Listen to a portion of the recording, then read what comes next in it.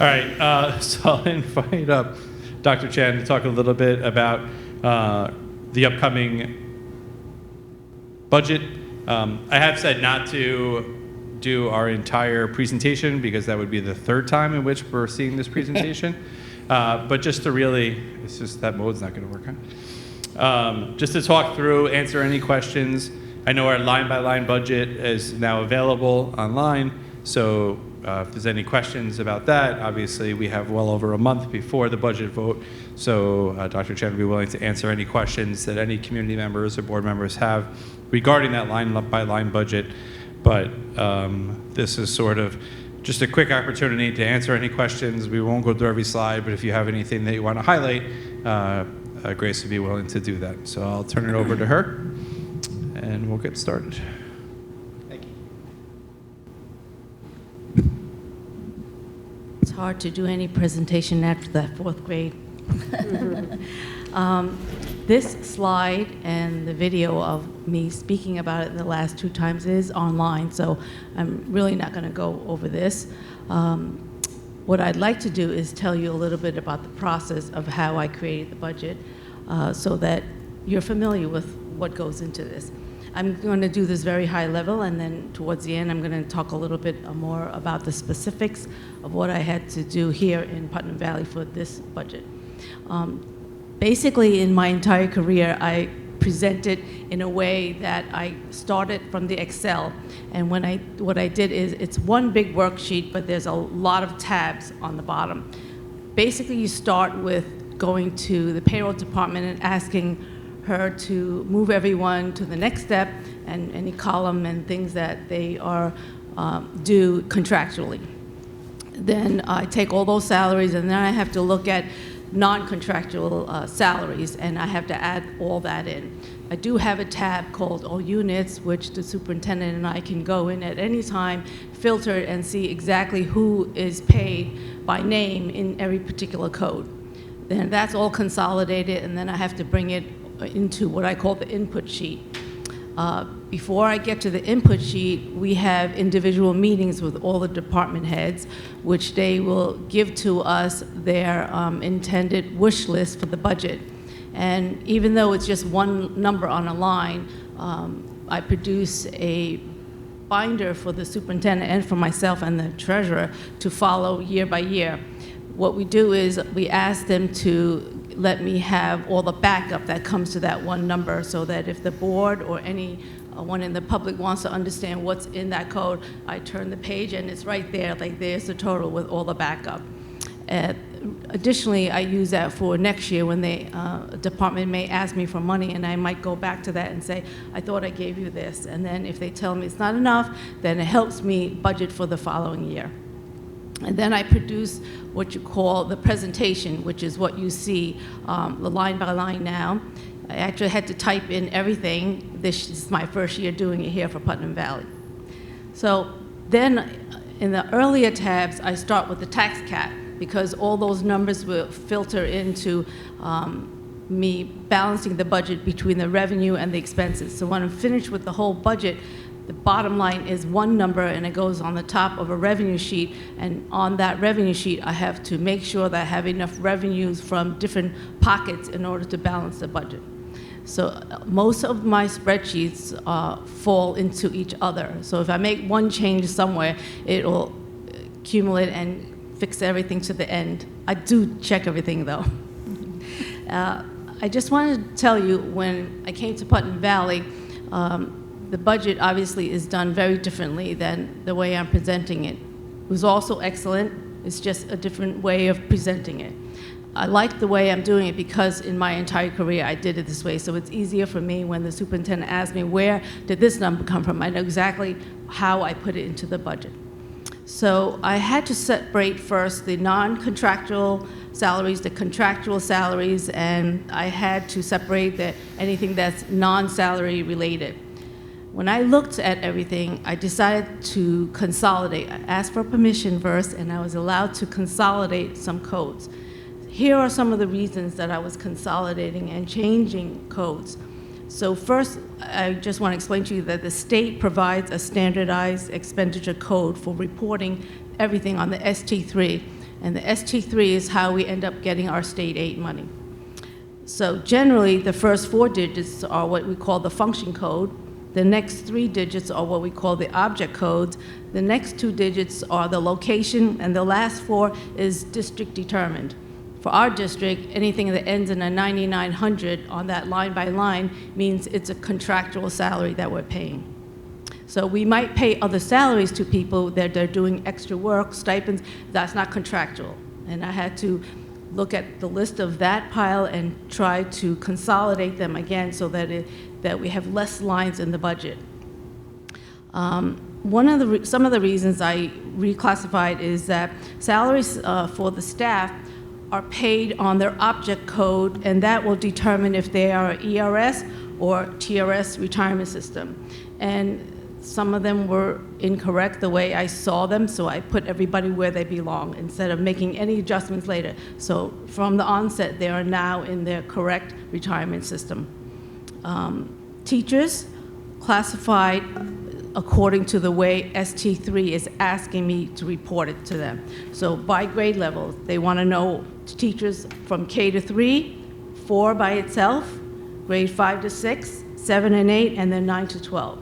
So I reclassified it so that all the expenses on the line by line are presented that way so that we could easily filter all those numbers into the ST3. Another area that I changed is the special education. The function codes are specifically reclassified because these amounts are used in a formula to calculate the maintenance of effort, and that helps determine the state aid. So now we have a line with the director of the PPS, the Pupil Personnel Services, and the supervisor of special ed are coded to a special ed line because the special ed gets additional state aid. Transportation code is another area where I reclassified mainly because I wanted to group all transportation in one area so when we go to ST3, we don't lose track of any of them. Previously, there was a athletics transportation line that was coded to athletics. So I recoded it to bring it down to transportation, so we get enough aid from the transportation. I also streamlined by abolishing and consolidating similar expenses for the purpose that they used the money for. And this will help reduce the amount of budget transfer that we would need in the future. I isolated expense-driven codes like textbook code, library code, software code, and computer code. We get a certain amount of money per student, and as long as we spend that, we will get that amount of state aid. So previously, it was hidden among other expenses. Now I've isolated so that the business office can monitor these expenses and make sure it's completely spent out by the end of the year. Streamlining codes makes it obvious also when you're missing something. For example, if there's something that the high school has an expense and the middle school, and suddenly I'll see, oh no, there's nothing for elementary school. And you'll see it on the line by line. It looks very methodical that way. I report the high school, then the middle school, and then the elementary school. And this is the first year that I did this reclassification.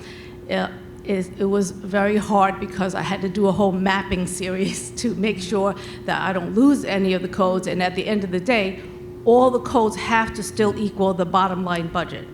But I'll be happy to provide anybody information if they pick anything that they want to see, that because I have to go back to my mapping code and see how many lines went into that in order to reclassify it. For that reason, this year you will see some higher variances in some code lines. Mm-hmm. And you may see 0 from last year, and then this year you see a number. It's really because I reclassified it from where it was reported in the last year. And the only other thing I need to tell you about, which is that the state did not come out with their budget for us yet, so they're late. And because of that, we're still living with the January numbers that I got. We're not sure, they're supposed to go back into session on Tuesday, but whenever we get our final numbers, the legislative budget, we will look at the budget as a whole again. We will have to make whatever adjustments that we need between the revenue lines in order to make sure that our budget still, revenue still equals the expenses. Quick question, Dr. Chan. Yes. If the state is very late, which they're known to do, the past years, getting the budget settled, sometimes beginning of June. We vote on the budget, it passes, but the state doesn't give us what we thought they would. They give us less. How do we make up that difference? Do we do a ban, or how would it work? No, so we do have reserves Okay. that I could use, the unallocated reserves, which I use some of it now in order to balance the budget. But if we find that we need more money because the state didn't give us enough, then that's the first place I would go to. Okay, so the reserves would be there as a backup for that. That's important to know. Thank Yeah, you. that's essentially why those reserves are there. Yes, I was just If about to the say that, yeah. unexpected were to happen, you need to have somewhere to reach in and grab the money to balance your budget. So that's Absolutely. one of the reasons why those unrestricted reserves, why we're allowed to maintain those. Back in the early 90s, I lived through, I was over at the middle school at the time, and Cuomo, the original Governor Cuomo, not the past, the one who passed away was Mario Cuomo, decided to give the district half of the money allocated and never gave us the second half. Well, his son tried the same move 5 Yes. years ago, Yeah, where I they remember. threatened to withhold the second half Yeah. of our state aid payments halfway through the year after the district had already allocated those funds to be spent.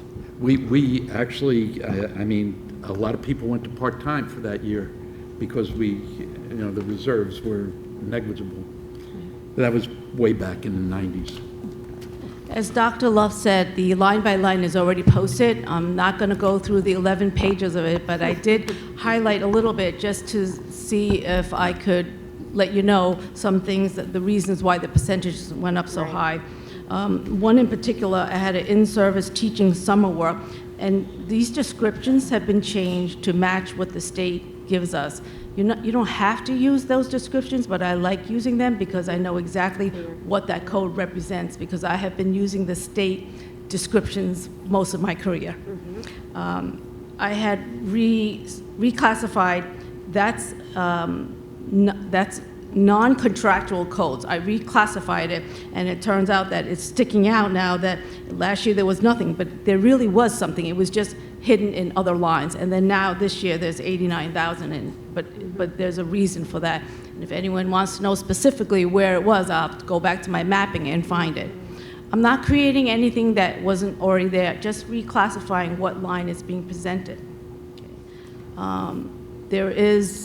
We did have some new hires that we put into the budget, so you might see some budget-to-budget increase on those lines.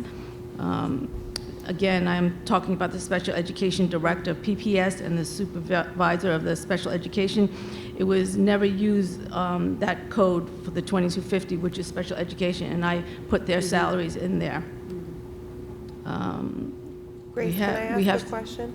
Yes. Why is it that on page 5, the grade bands for the teaching regular school under the instructional portion of the budget, why is it that the grade bands are delineated K to 3, and then 4, and then 5, 6, 7, 8, 9, 12? Is there a specific reason why those grade bands are designated in those groupings? Well, the ST3 asks us to report the teachers' salaries by those categories. By those grade Catered- bands? Yes. Very interesting. And so I'm trying to keep it for you. streamlined, because when we put all those numbers in, we actually take them expense from the budget, and now it'll go directly to those lines. It makes it much easier for the treasurer to fill out the ST3 and get it in on time. Thank you. And Dr. Chan, when you have a position, for example, the health teacher in the high school that may also teach at the middle school, how do you divide that up? So if there is actually a division, then I would divide it up by the location of that teacher. 0.6 So or I might 0.4. see somebody, when I go to my all units tab, being paid in 2 separate codes, because part of their salary is Right. for the middle school and part is for the high school. Right. Those, And that's delineated by the amount of time that they're in each building? well, I usually just ask the payroll person, because she's the one who's paying them. Okay. It's broken up by FTE, so the By number FTE, of classes right, so- they teach in each building, so Right. 0.6, 0.6 or 0.4. 0.4, yeah, exactly. Okay. And sometimes you might have floaters, and then I would just put it in a district-wide code. I know that the special education went up. There's a line in there that it really was a number that was given to me by Melissa and her secretary, because they know more of what's happening next year in special education. So when we had the meeting with them and they gave me their numbers, they have backups to why these numbers are higher than they were last year. So again, on page 7 on the top, we have a new E&L position so that you'll see an increase on the budget to budget. Next year, I think we're going to be buying 2 buses, so I had to put money in equipment code because this year when Dave came to me and asked for a bus, I immediately looked at the 24-25 budget and there was no 200 code, which is the only code you can use to buy equipment. So I have to put that in next year. So there was nothing in equipment code line, and there's something in his line this year because he plans to buy 2 buses. I think they're $83,000 each. Yeah. Not electric. Right. No, No, not that's that. good. No, it's not That's good. electric. I don't think we have the infrastructure yet. We're never going to go electric. You might see a little bit of increase in the athletics. I know that we're adding flag football, so that changes some of those numbers. Something for $100,000. Yeah, I saw the athletics. Okay. The other thing is on the last page, and then I'm finished, and then Dr. Love can say something. On the last page, when I went into the debt service, like for instance, the bond anticipation note for the principal part and the interest part have gone away, so you won't see a number there. The other thing is that you'll notice that when we're paying bonds off over the years, we pay more interest in the beginning and less principal. And then it starts to reverse. It reverses, So yeah. now you'll see, and you might ask me, why is there so much principal on the bond? Because it's a whole schedule that the fiscal advisor produces for us to pay off the bonds. Yeah, the So interest you'll see drops. that flip coming Yeah. up. Right. And I'm finished, thank you. All right. Thanks, Grace. Thank you. Thank you, Grace. Yeah, thank you. Hold on, I have a question. Okay. Joe had asked about the federal funding, so I just want to, if you could go over that. The federal funding we may receive, what is impact, if any, is going to occur? The federal funding, you mean for the pre-K? Or no, for Title funds. Title funds, yeah. Well, we're not sure what's going to happen yet, but I believe you had asked us how much money that was, and we had to just list what that possibility is. I think it's about 100,000-ish. Yeah, if I but remember. when I do the budget, especially a year like this year, not knowing what's going to happen to those federal funding, I put all the salaries of those people in the budget so that we can make sure that we can continue and pay those people to let those programs go on. Okay, thank you. And in the presentation, can you just point again to pre-K, just so we could see? Oh, yes.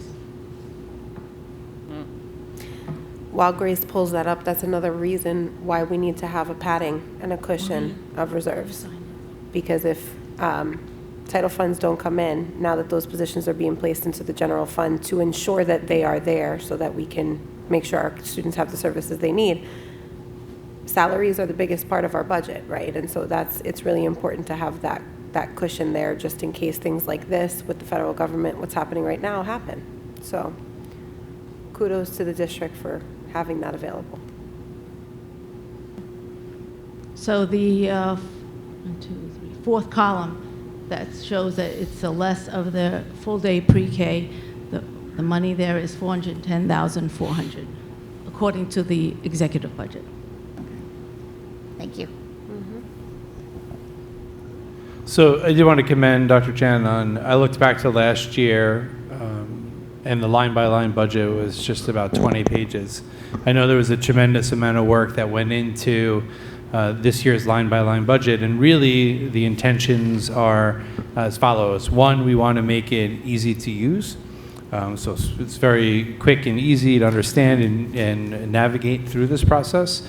That being said, if I were to go back to last year's budget and pull up one single budget line, she could tell me where it was consolidated to and where that number now lives, no matter how big or small that number was. So I know she has a crosswalk for everything from last year's budget, the old model to the new one. Now, obviously, you see deviations in budget codes that because of all of these changes that were made. But after next year, then it'll be seamless because you'll continue to see everything coded in the same way. So certainly streamline and ease of use. The next is transparency and accuracy. All right, we want to make sure that money is budgeted and allocated in the line in which it's expended. And that's so for transparency purposes, so the community understands exactly what money is going where. The less budget transfers we do, the more transparent we are. So we're not taking money from one code and moving it to another. Everybody understands and knows where things are budgeted and where they should be spent. And the last piece is maximizing our state aid. We get differing levels of state aid for things like transportation and special education costs. So to ensure that everything is budgeted accordingly maximizes the amount of aid the district receives back from New York State. And I think that Grace was able to accomplish all of those things this first year, and that this model will serve us well as we continue to move forward in future years. Thank you, Dr. Thank you, Chan. Grace. Really great job. I love it. I mean, I- it's so easy to understand. It is so easy to understand. I love it. Some of the things, which I think you can expect to get some questions about, like the verbiage that I asked you. Some things aren't completely easy to understand, but I would say for the most part, this is like, it's fantastic. I love it. Yeah. My OCD loves it. I wanted to just ask a question so that the community knows the process for budgeting. Budgeting starts usually December, January, looking at those numbers. I'd like some clarity on the process that we use to be able to look at last year's budget, what was allocated and what was actually spent, and how that informs the decisions for the coming year's budget. There are significant changes here, you already mentioned, because we moved money into code so that it could be clearer and more transparent for our community, which I think is fantastic.